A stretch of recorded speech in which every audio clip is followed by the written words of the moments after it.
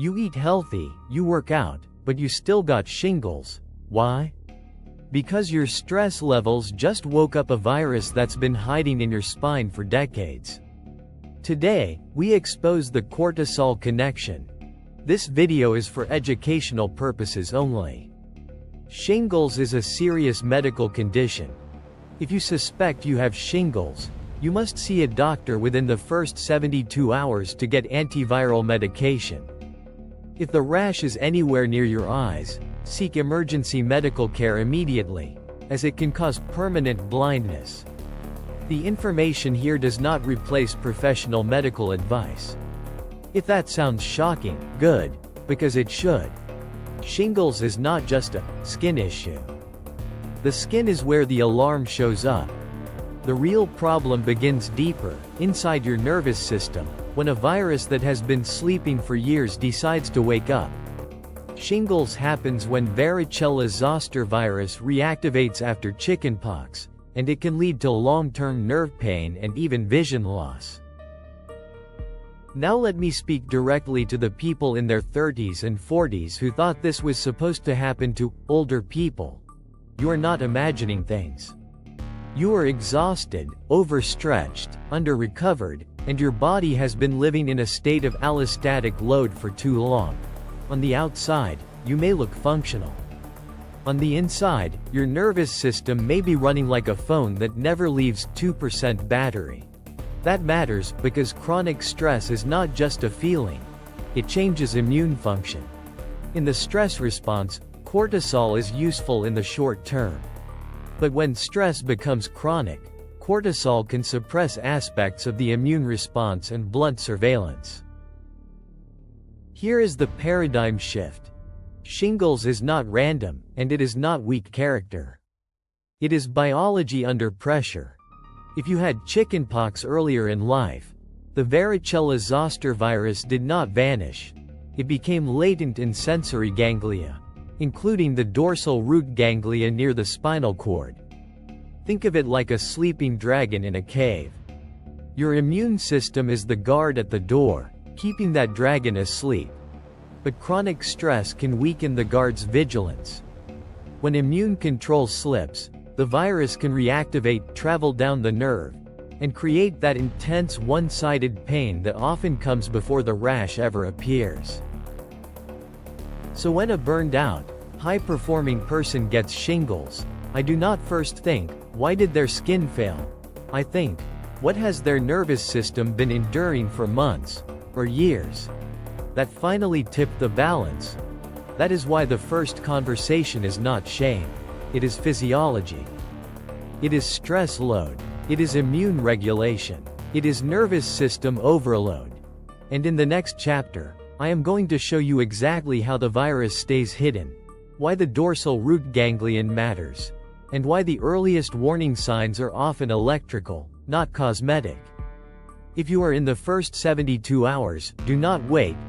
Get medical care quickly, and if the eye is involved, treat it like an emergency. Let's get precise. Varicella-Zoster virus, or VZV, is the same virus that causes chickenpox. After the initial infection, it does not disappear from the body. It becomes latent, meaning biologically quiet, inside sensory ganglia, especially the dorsal root ganglia near the spinal cord. That is the real hiding place. Not the skin, not the surface. The skin is just where the signal finally shows up. Think of the virus like a sleeping dragon tucked inside a cave beside the spine. In this metaphor, the cave is the ganglion. The dragon is VZV in its dormant state. And the guard at the door is your cell-mediated immune system. The part of immunity that helps keep latent herpes viruses under control. For years, sometimes for decades, that guard can keep the dragon silent. But silence is not the same thing as eradication. The virus is still there, waiting.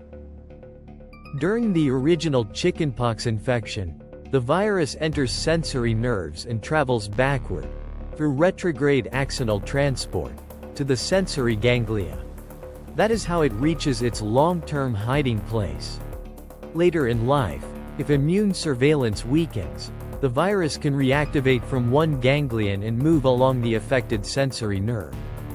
That is why shingles often appears in one or two adjacent dermatomes and usually stays on one side of the body instead of spreading everywhere. This is why the experience can feel so strange. The earliest pain is often neurological before it is visibly dermatological. The nerve is irritated first, and the surface symptoms come after. So when people say, "I thought shingles was just a rash," the deeper answer is, shingles is a reactivated nerve infection with a skin manifestation, not a skin problem that happens to include a nerve. That distinction matters, because it changes how seriously we understand the warning signs. Now we get to the mechanism. Cortisol is not the enemy by itself.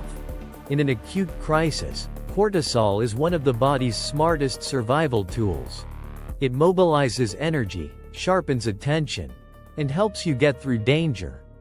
But when stress becomes chronic, the system stops behaving like a brief emergency response and starts behaving like a long-term biological burden.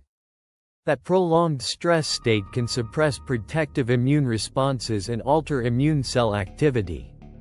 In other words, the guard that was keeping the virus asleep starts losing authority. That matters because shingles is driven by weakened Varicella-Zoster specific cell-mediated immunity. The CDC notes that shingles occurs when latent Varicella-Zoster virus reactivates, and risk rises as that immune surveillance declines. Stress research also shows that chronic stress can suppress immunity, while higher stress has been associated with poorer VZV-specific immune control. So this is not just feeling stressed.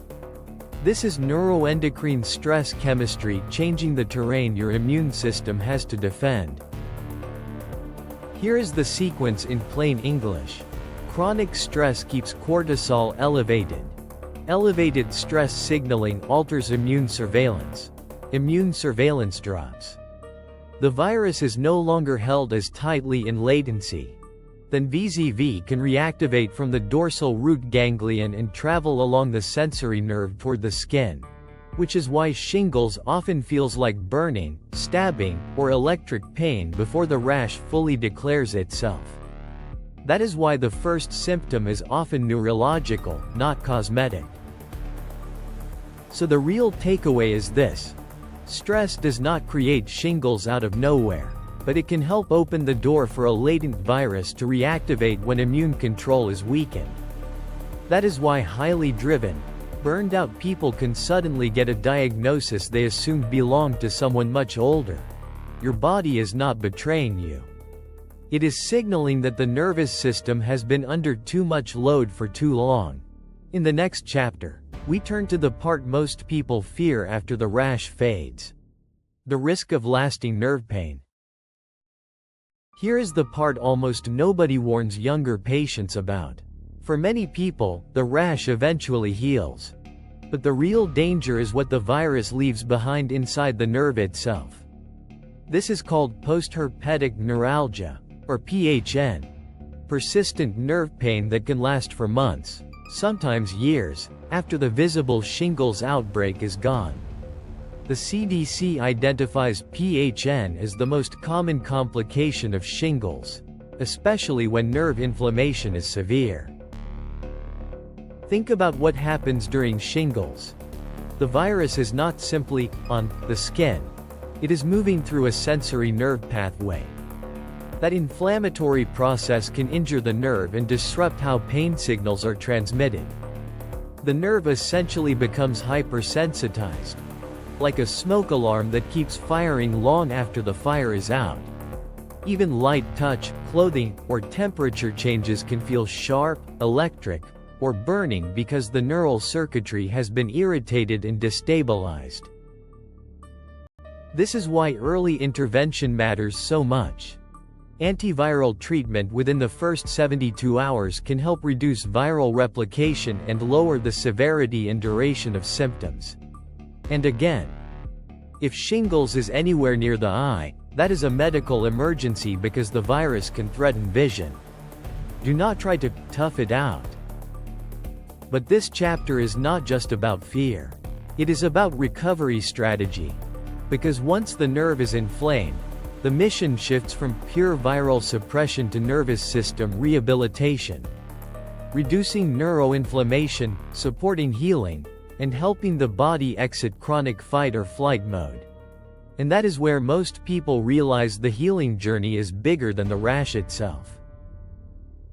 So what does real recovery actually look like? First, let's be crystal clear.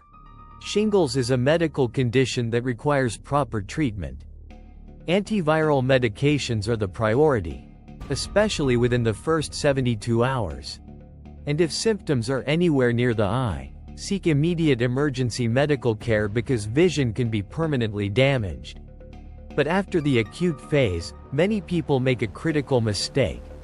They focus only on the rash and ignore the nerve. The real rehabilitation target is the inflamed neural pathway itself. Remember, the virus traveled through the nerve like fire moving down an electrical wire.